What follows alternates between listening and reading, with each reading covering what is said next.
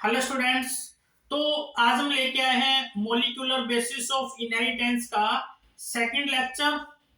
Okay, first lecture में हमने क्या देखा था? सिर्फ हमने न्यूक्लिक एसिड कैसे बनता है, what are the units of nucleic acid, that is nucleotide. Okay, एक long chain of nucleotide form nucleic acid, it may be DNA और आरएनए। फिर हमने देखा था कि न्यूक्लियोटाइड क्या होते हैं, एक न्यूक्लियोटाइड के क्या क्या कंपोनेंट्स हैं। ठीक है, तो लास्ट लेक्चर में हमने ये देखा था। तो इस लेक्चर में हम डीएनए की स्ट्रक्चर की बात करेंगे कि डीएनए कैसे बनता है। ठीक है, तो लास्ट लेक्चर में हमने देखा था कि एक न्यूक्लियोटाइड के तीन कंपोनेंट्स होते हैं। A single nucleotide contain three components, that is nitrogen basis, second pentose sugar, and third one is phosphate group। ये सब हम लास्ट लेक्चर में डिटेल में पढ़ चुके। ठीक है, अब हम इस लेक्चर में ये देखेंगे कि अगर इन तीनों कंपोनेंट्स को आपस में ज्वाइन करवा दें तो एक न्यूक्लियोटाइड बनेगा। ठीक है, तो हम ये देखते हैं कि ये तीनों कंपोनेंट आपस में ज्वाइन कैसे होते हैं। यहां से इंपॉर्टेंट क्वेश्चन बनते हैं नीट एग्जाम में। बॉन्ड के ऊपर क्वेश्चन पूछे जाते हैं। Name of bond formed during joining of these three components. ठीक है, तो पहले क्या होता है, सबसे पहले कि जब एक न्यूक्लियोटाइड अगर हमें बनाना है तो फर्स्ट ऑफ ऑल क्या होगा कि nitrogen bases join with pentose sugar. सबसे पहले नाइट्रोजन बेस पेंटोज शुगर के साथ ऐड करेंगे तो हमें जो स्ट्रक्चर मिलेगी उसको हम बोलेंगे न्यूक्लियोसाइड। ठीक है, इस बॉन्ड का नाम एग्जाम में पूछा जाता है कि जो नाइट्रोजन बेसिस है वो पेंटोज शुगर से किस बॉन्ड के थ्रू ज्वाइन करते हैं। तो इस बॉन्ड का नाम हो जाएगा N glycosidic bond. Important question here, N represent nitrogen atom. ठीक है, क्योंकि वैसे भी इन जनरल अगर हम देखें बायोलॉजी में तो जहां कहीं भी शुगर ऐड होती है वहां पे बॉन्ड बनता है glycosidic bond. For example in case of disaccharides sucrose maltose lactose, वहां भी दो शुगर मॉलिक्यूल आपस में जुड़ते हैं with the help of glycosidic bond. ठीक है, तो यहां तक कोई दिक्कत नहीं बच्चों। अब इसके बाद क्या होता है कि जो हमारे पास न्यूक्लियोसाइड बना है उसमें हम थर्ड कंपोनेंट ऐड कर देंगे, दैट इज फॉस्फेट ग्रुप। अब इस फॉस्फेट ग्रुप को ऐड करते ही हमें मिल जाएगा जो हमें चाहिए, दैट इज न्यूक्लियोटाइड। ठीक है, यहां इस बॉन्ड का नाम हो जाएगा फॉस्फोइस्टर बॉन्ड। ठीक है, तो ऐसे ये तीन कंपोनेंट आपस में ऐड करते हैं एक दूसरे से और हमें एक कंप्लीट न्यूक्लियोटाइड बनता है हमारे पास। ठीक है, तो एक बार इसी बात को हम और अलग तरीके से समझते हैं। ठीक है, कैसे? तो क्या होता है कि सबसे पहले हमारे पास न्यूक्लियोसाइड बनेगा, उसके बाद न्यूक्लियोटाइड बनेगा। तो मैंने बताया कि न्यूक्लियोसाइड कैसे बनता है, उसके लिए सबसे पहले पेंटोज शुगर पे हमें नाइट्रोजन बेस ऐड करना है। ये हमारे पास क्या है, एक पेंटोज शुगर है। ठीक है, okay, first carbon, second carbon, third carbon, fourth carbon and this is fifth carbon. This is example of pentose sugar. Clear. Now इस पेंटोस शुगर में हमें ऐड करना है नाइट्रोजन बेस. तो किस कार्बन पे नाइट्रोजन बेस ऐड करेंगे? तो याद रखना बच्चों, हमेशा फर्स्ट कार्बन पे नाइट्रोजन बेस ऐड करेंगे. OH ग्रुप यहां से जाएगा, H जाएगा नाइट्रोजन बेस से, वाटर बाहर निकलेगा. ठीक है, तो यहां पे फर्स्ट कार्बन पे हमेशा नाइट्रोजन बेस हम ऐड करेंगे. ये जो बॉन्ड बनेगा, अब इस बॉन्ड का नाम हम देते हैं एन ग्लाइकोसिडिक बॉन्ड. ओके, तो जो पेंटोस शुगर और नाइट्रोजन बेस आपस में बाइंड करेंगे with the help of N glycosidic bond. तो यहां पे याद रखना कि जो नाइट्रोजन बेस है वो हमेशा first carbon of pentose sugar से बाइंड करेंगे. ठीक है, लेकिन एक और इंपॉर्टेंट क्वेश्चन यहाँ पे कि जैसे मैंने बोला कि नाइट्रोजन बेस हमारे पास दो तरह के, purine, pyrimidine. Purine 9 member double ring compound होता है और pyrimidine 6 member double ring compound होता है, सबको पता है. तो अगर सपोज करो मैं यहाँ पे बात करूं प्यूरिन की, फॉर एग्जांपल एडेनिन, गुआनिन. तो जो प्यूरिन होता है वो अपनी किस पोजीशन से first carbon of pentose sugar से बाइंड करेगा, या जो पायरिमिडीन है वो अपनी किस पोजीशन से बाइंड करेगा पेंटोस शुगर के फर्स्ट कार्बन से? तो याद रखना बच्चों, जो प्यूरिन होता है, purine always join with 9th position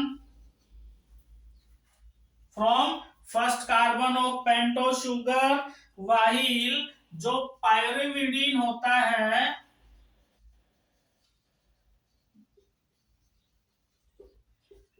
always join with third position. Important बात है, ये हमें पता होना चाहिए. ठीक है, क्लियर. तो ये हमारे पास क्या मिला है? ये हमारे पास आया है एक न्यूक्लियोसाइड. क्लियर. अब इस न्यूक्लियोसाइड में हम ऐड करेंगे फॉस्फेट ग्रुप. तो नेक्स्ट क्वेश्चन हमारा यहाँ पे ये आता है कि ये जो फॉस्फेट ग्रुप है ये किस कार्बन पे बाइंड करेगा? तो जो फॉस्फेट ग्रुप है वो बाइंड करता है हमेशा फिफ्थ कार्बन पे. तो फिफ्थ कार्बन पे बच्चों फॉस्फेट ग्रुप ऐड कर देंगे. इस बॉन्ड का जो नाम आएगा वो हो जाएगा फॉस्फो ईस्टर बॉन्ड. तो ये जो स्ट्रक्चर, अब कंप्लीट स्ट्रक्चर जो हमारे पास बनी है ये हो जाएगी एक न्यूक्लियोटाइड. ठीक है, ऐसे बहुत सारे न्यूक्लियोटाइड आपस में एक दूसरे से ज्वाइन करेंगे और लॉन्ग चेन बनाएंगे, उसी को हम न्यूक्लिक एसिड बोलेंगे, डीएनए आरएनए बोलेंगे. ठीक है, समझ में आया ये. अब इसके बाद अगला क्वेश्चन क्या आता है हमारे पास कि दो न्यूक्लियोटाइड आपस में कैसे एक दूसरे से बाइंड करते हैं. एक न्यूक्लियोटाइड ये है हमारे पास, एक न्यूक्लियोटाइड ये है हमारे पास. तो ये जो दो न्यूक्लियोटाइड है ये आपस में कैसे बाइंड करेंगे एक दूसरे से. फिर इसके बाद तीसरा न्यूक्लियोटाइड आएगा, चौथा आएगा, पांचवा आएगा, ऐसे एक लॉन्ग चेन बनेगी. तो नेक्स्ट क्वेश्चन, इस न्यूक्लियोटाइड से अगला न्यूक्लियोटाइड कैसे बाइंड करेगा वो देखते हैं हम पहले. ठीक है, तो ये मैंने एक न्यूक्लियोटाइड बनाया हुआ है. अब इस न्यूक्लियोटाइड से दूसरा न्यूक्लियोटाइड बाइंड करवाएंगे. तो कैसे बाइंड करवाएंगे यहां पे मैं एक न्यूक्लियोटाइड और बना दे रहा हूं। ये नाइट्रोजन बेस हो जाएगा यहाँ पे। ये हमारा 5th कार्बन हो गया। 5th कार्बन पे फॉस्फेट ग्रुप ऐड कर देना है। 1st carbon, 2nd carbon, 3rd carbon, 4th carbon and 5th carbon. तो हमारे पास दो न्यूक्लियोटाइड्स हैं। दोनों न्यूक्लियोटाइड्स को कैसे ज्वाइन करेंगे आपस में, देखते हैं। इंपॉर्टेंट क्वेश्चन बनता है यहां से भैया। तो कैसे बाइंड करेंगे, तो हमें पता है कि जो फॉस्फेट ग्रुप है ये यहां पे एक बॉन्ड बनाएगा with 3rd carbon of pentose sugar of next nucleotide. इस बॉन्ड का नाम एग्जाम में पूछा जाता है भैया। कंप्लीट नाम हमें लिखना होता है 3-5- फॉस्फो डाइस्टर बॉन्ड।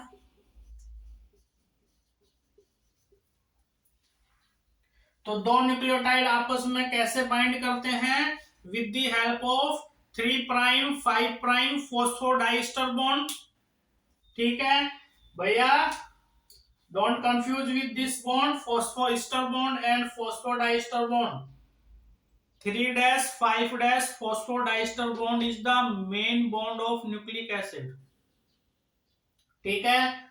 अब अगर कोई हमसे क्वेश्चन पूछे कि ये जो नंबरिंग है, डिजिट है, क्यों मेंशन करते हैं हम यहाँ पे, what is the meaning of 3-5? क्योंकि यही तो हमें बता रहा है कि जो फॉस्फोएस्टर बॉन्ड है वो कहाँ कहाँ बना है, पेंटोस शुगर के किस कार्बन से बना है। तो हमें पता है भैया कि ये जो फॉस्फेट ग्रुप है ये दो बॉन्ड बनाता है, इसीलिए यहाँ पे डाइवर्ड यूज किया है कि ये जो सिंगल फॉस्फेट ग्रुप है ये दो बॉन्ड बना रहा है, एक तो खुद के न्यूक्लियोटाइड के साथ और दूसरा दूसरे न्यूक्लियोटाइड के साथ। मतलब ये जो फॉस्फेट ग्रुप है भैया वो एक साइड 5th कार्बन से जुड़ा हुआ है और दूसरी साइड वो 3rd कार्बन से जुड़ा हुआ है, इसलिए हम यहाँ पे 3-5- फॉस्फोडाइस्टर वर्ड यूज करते हैं बॉन्ड का नाम।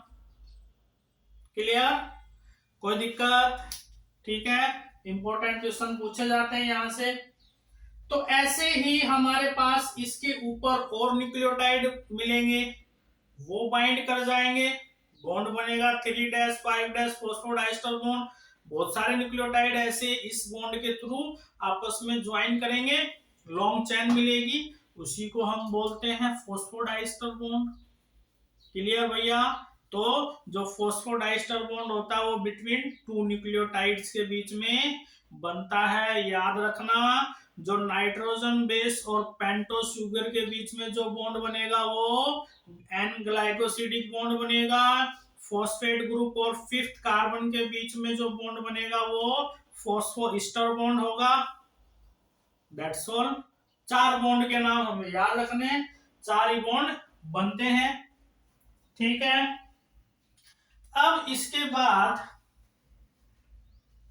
क्या, इसके बाद हमें पता है कि भैया जो डीएनए है वो डबल स्टैंडर्ड मॉलिक्यूल है, आरएनए सिंगल स्टैंडर्ड मॉलिक्यूल है, ये हमें पता है, बेसिक चीजें हैं, पढ़ा हुआ है बहुत पहले हमने। तो क्या होगा कि सपोज करो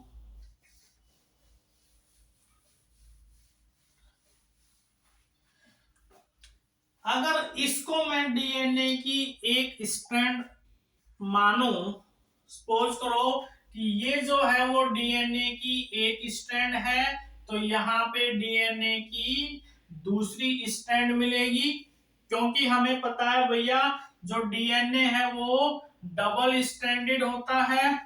ठीक है, और दोनों स्ट्रैंड की जो डायरेक्शन होती है वो अपोजिट होती है, both strand of DNA run anti parallel, पता है हम सभी को। तो सपोज करो कि ये डीएनए की एक स्ट्रैंड है, ये डीएनए की एक स्ट्रैंड है। इसका मतलब क्या कि यहाँ पे जो डायरेक्शन है, इस स्ट्रैंड की जो डायरेक्शन होगी वो क्या हो जाएगी, 3। अगर मैं इसको चेंज कर दूं डायरेक्शन को, तो यहाँ पे जो अपने को डायरेक्शन मिलेगी 3' to 5' और 3' to 5'। ठीक है, ये जो डायरेक्शन मैंने लिखी है यहाँ पे, ये इस डायग्राम के अकॉर्डिंग लिखी है, देखेंगे अभी अपन।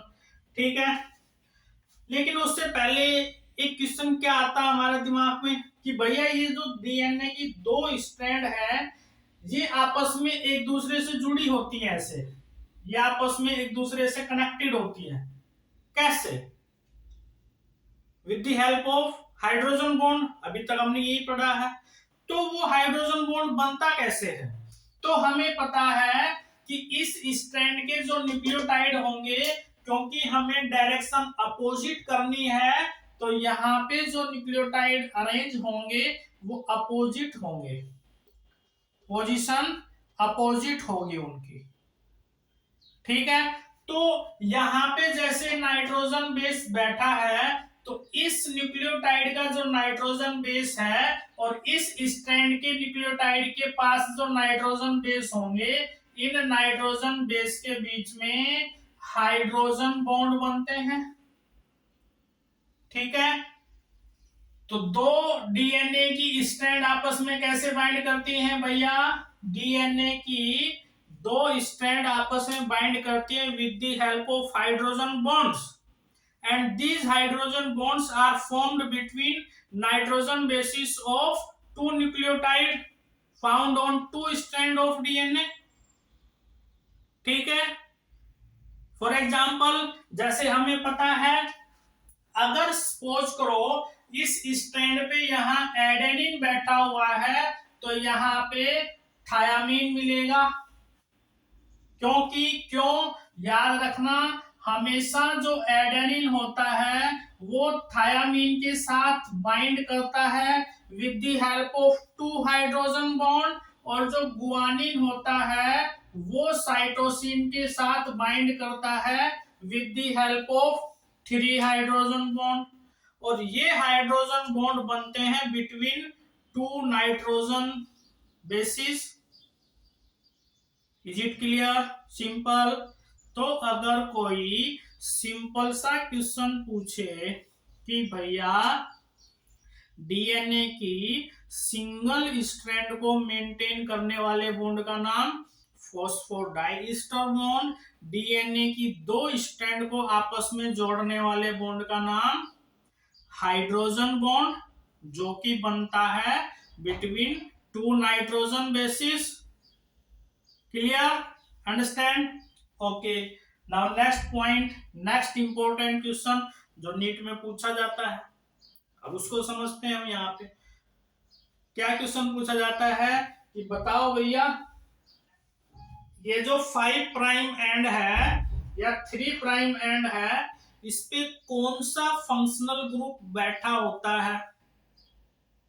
ठीक है, तो इसी डायग्राम से समझने की कोशिश करते हैं हम। क्या?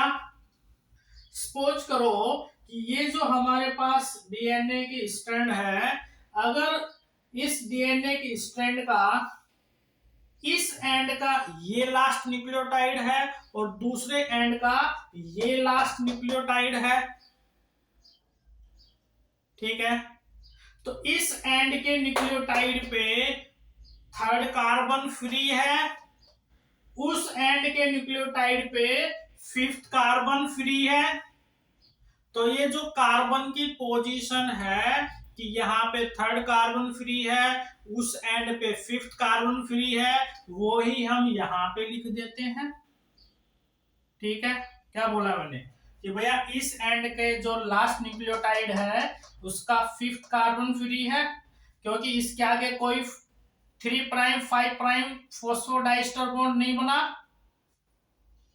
इस एंड पे 3rd कार्बन फ्री है, क्योंकि इस न्यूक्लियोटाइड के नीचे कोई और न्यूक्लियोटाइड नहीं है, तो कोई फॉस्फोडाइस्टर बॉन्ड नहीं है, तो ये जो फ्री कार्बन थे इन्हीं की पोजीशन हमने यहां पे मेंशन कर दी।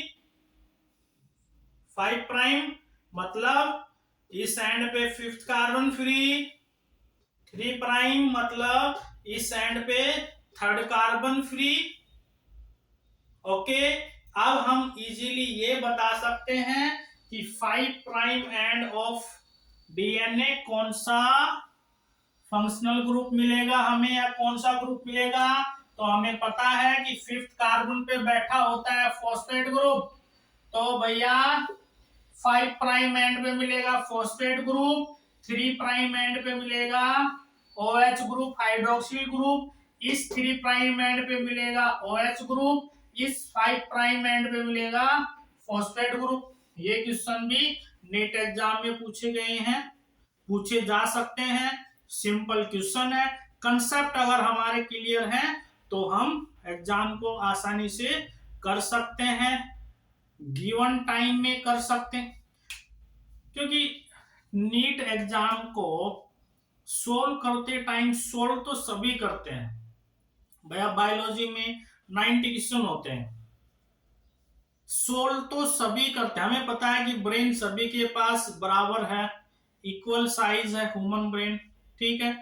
मेन बात होती है कि गिवन टाइम में कोई अगर 90 क्वेश्चन अटेम्प्ट करने में 1 घंटा लगाता है, कोई अगर 90 क्वेश्चन अटेम्प्ट करने में 30 मिनट्स लगाता है। क्वेश्चन तो दोनों ने बराबर इक्वल अटेम्प्ट किए, लेकिन टाइम किसी ने डबल लिया है, किसी ने हाफ लिया है, तो भैया टाइम भी मैटर करता है।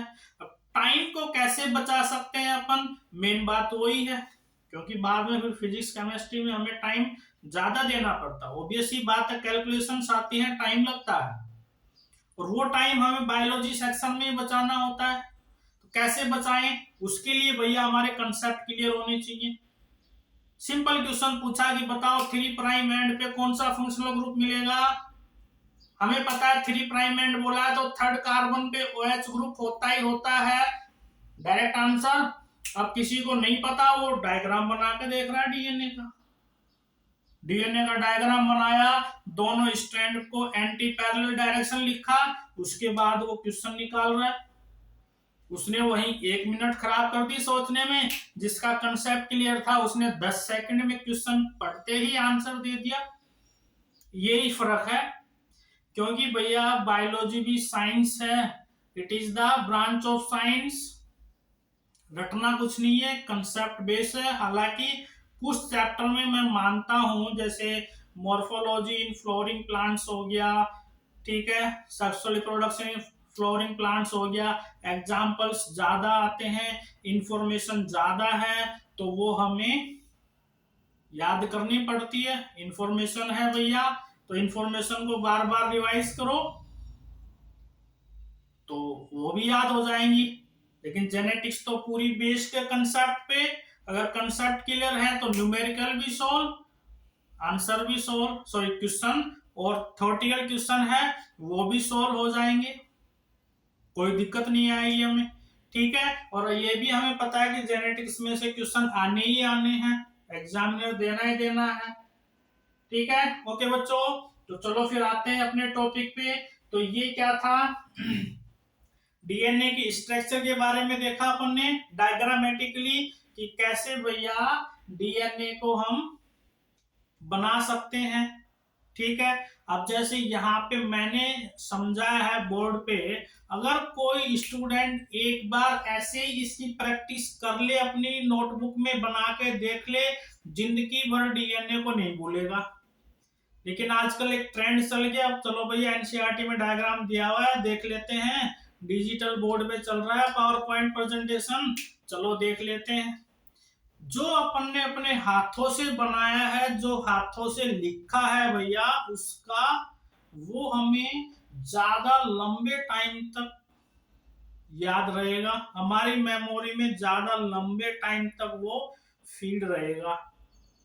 हमारे कंसेप्ट, हमारे जो कंसेप्ट है वो ज्यादा स्ट्रॉन्ग होंगे जब हम खुद से प्रैक्टिस करते हैं, ठीक है, समझ में आया, ठीक है। तो ये एक बार आप अपने एंड पे भी बना के देख सकते हो, प्रैक्टिस कर सकते हो, तो कंसेप्ट अच्छे बन जाएंगे।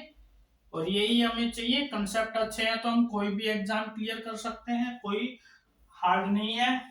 ठीक है, तो ये अभी तक हमने क्या देखा? अभी तक हमने देखा कि डीएनए या न्यूक्लिक एसिड कैसे बनता है, न्यूक्लियोटाइड कैसे बनते हैं, न्यूक्लियोटाइड्स कैसे अरेंज करते हैं, दो डीएनए की स्ट्रैंड आपस में कैसे कनेक्टेड होती हैं with the help of hydrogen bond.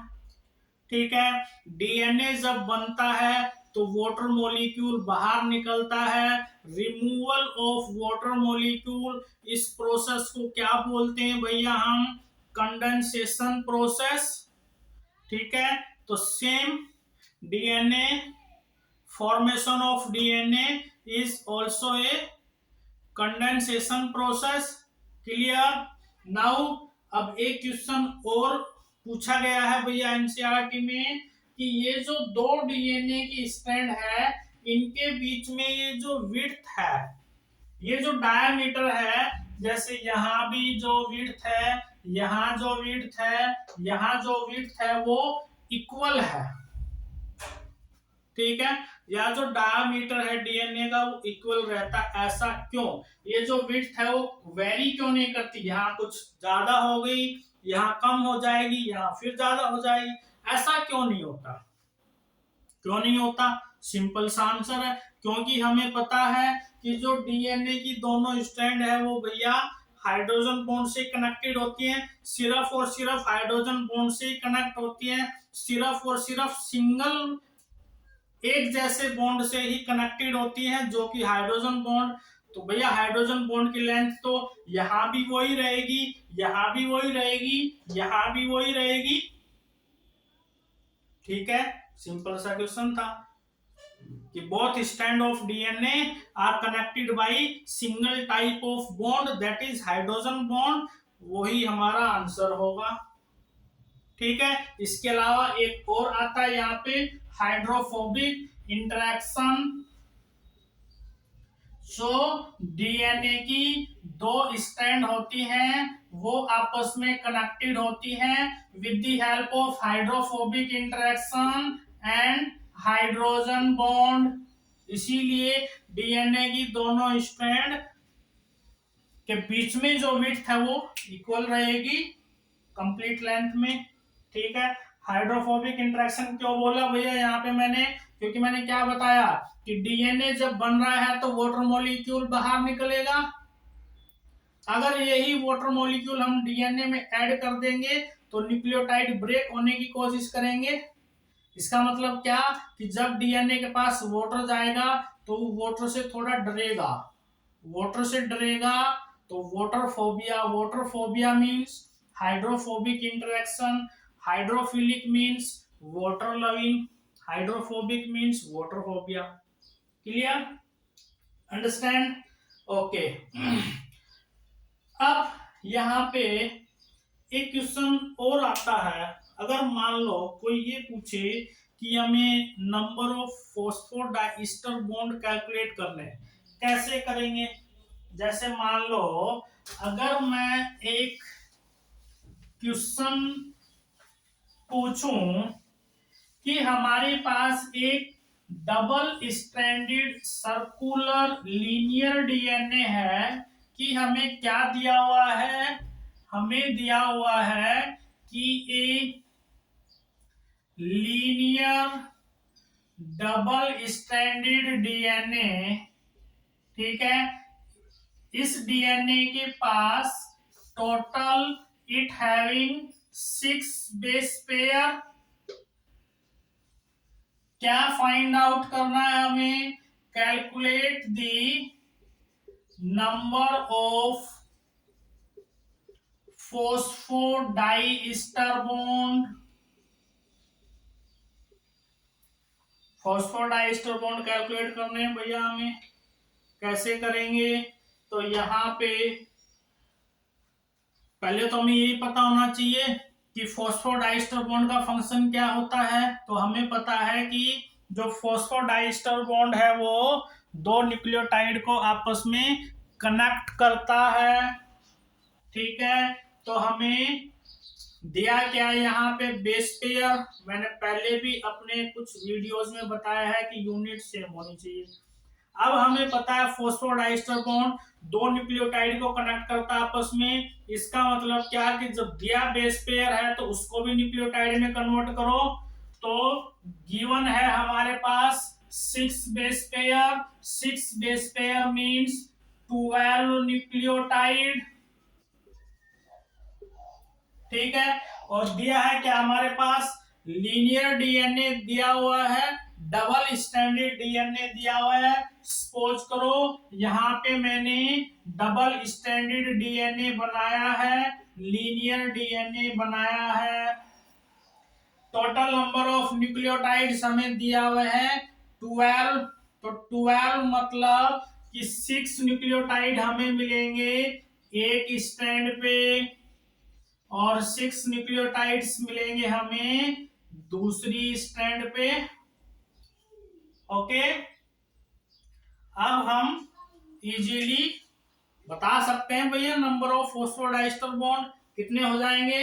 भैया ये दो न्यूक्लियोटाइड हैं, तो इन दो न्यूक्लियोटाइड के बीच में एक फॉस्फोडाइस्टर बॉन्ड ये बनेगा, फिर ये एक फॉस्फोडाइस्टर बॉन्ड, फिर ये एक फॉस्फोडाइस्टर बॉन्ड, फिर ये तो कितने बने टोटल, 1 2 3 4 5।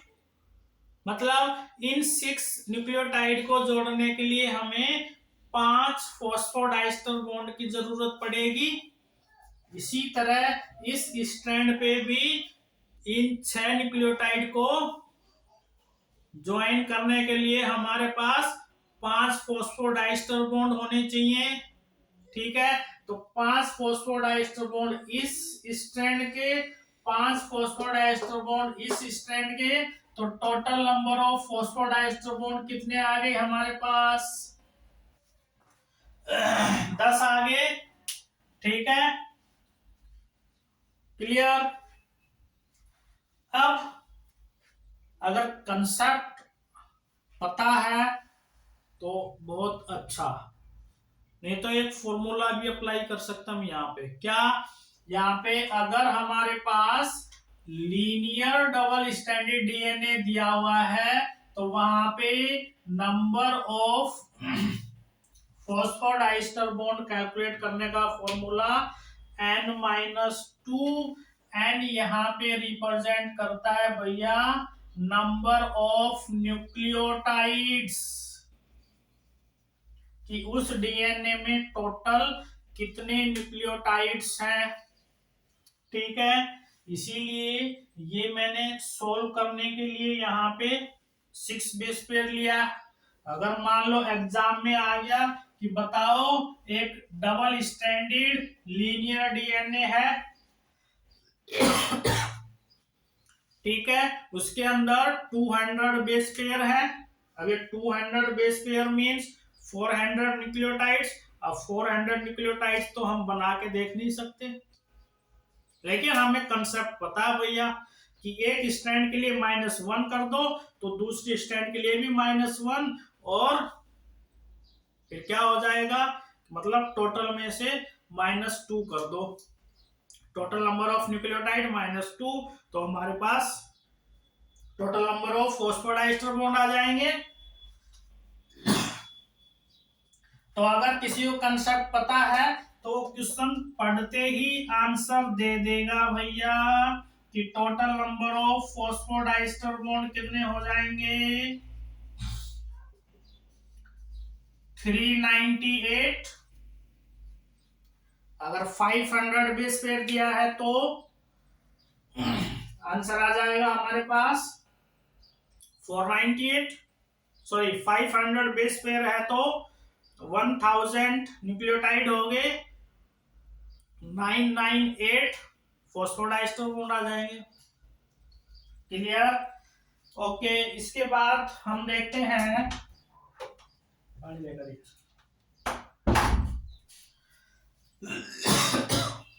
तो इसके बाद अगला दूसरा जो हमें ध्यान रखने वाली बात है ये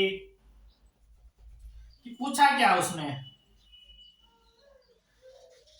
यहाँ पे लीनियर दिया हुआ है, सर्कुलर भी दे सकता है वो, सिंगल स्टैंडर्ड भी दे सकता है। तो ये तीन बातें हैं हमें याद रखनी है। बातें चेंज, आंसर चेंज।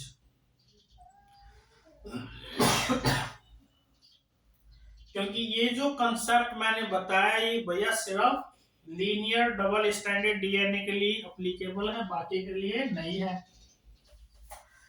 तो अब देखते हैं, अगर मान लो यहाँ पे सर्कुलर डीएनए दिया है हमें तो क्या होगा, लेकिन उससे पहले हम बात करते हैं फॉर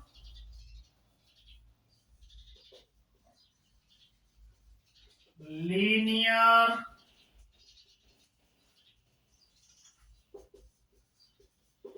सिंगल स्टैंडर्ड डीएनए के लिए।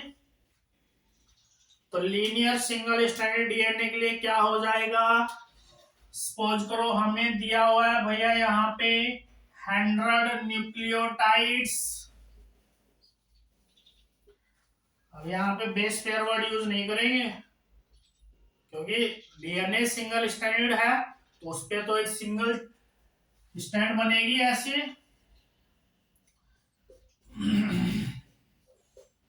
ठीक है, तो इसके लिए तो न्यूक्लियोटाइड ही वर्ड यूज करेंगे, लेकिन इससे पहले हम एक स्मॉल डिजिट लेके देखते हैं। सपोज करो अगर हमें दिया हुआ है 6 न्यूक्लियोटाइड्स, तो भैया सिंगल स्टैंडर्ड है, 6 न्यूक्लियोटाइड बना लो। 6 न्यूक्लियोटाइड हो गए, इन 6 न्यूक्लियोटाइड को जोड़ने के लिए कितने फॉस्फोडाइस्टर बॉन्ड चाहिए, 1 2 3 4 5। तो 6 न्यूक्लियोटाइड को जोड़ने के लिए हमारे पास कितने फॉस्फोडाइस्टर बॉन्ड, 5 चाहिए। क्योंकि भैया अब एक ही स्टैंड दी हुई हमारे पास, तो सिर्फ -1 ही करेंगे। अगर 2 स्टैंड दी होती हमारे पास तो -2 कर देते। क्लियर।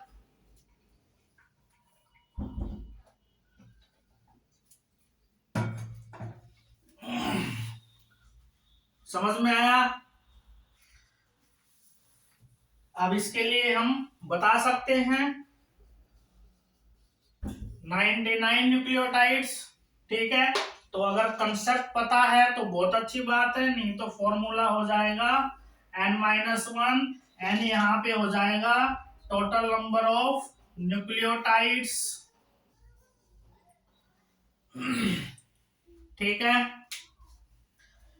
इसके बाद हम देखते हैं यहाँ पे for circular double standard DNA. इस बार हमें जो डीएनए दिया हुआ है उसकी शेप चेंज कर दी, तो फॉर डबल स्टैंडर्ड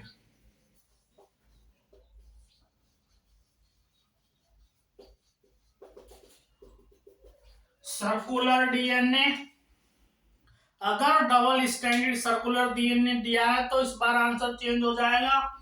क्या होगा, हमें बोला भैया जो डीएनए है वो डबल स्टैंडर्ड है और साथ में सर्कुलर भी है। अगर हमें सपोज करो कि यहाँ पे दिया हुआ है 6 बेस पेयर ही मान के चलते हैं, इस डीएनए में हमें 6 बेस पेयर दिया हुआ है जो कि डबल स्टैंडर्ड है, सर्कुलर है।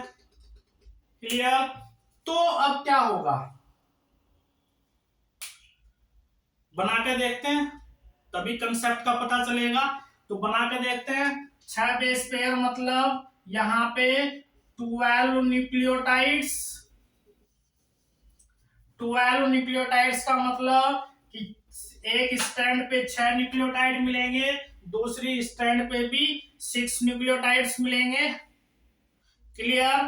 तो यहाँ पे जो डायग्राम बनाया है इसकी एक स्टैंड पे अपन 6 न्यूक्लियोटाइड बना दें, first, second, third, fourth, fifth and sixth. Okay, 6 nucleotides हो गए। अब इन 6 न्यूक्लियोटाइड को आपस में ज्वाइन करने के लिए कितने फॉस्फोडाइस्टर बॉन्ड लगे भैया?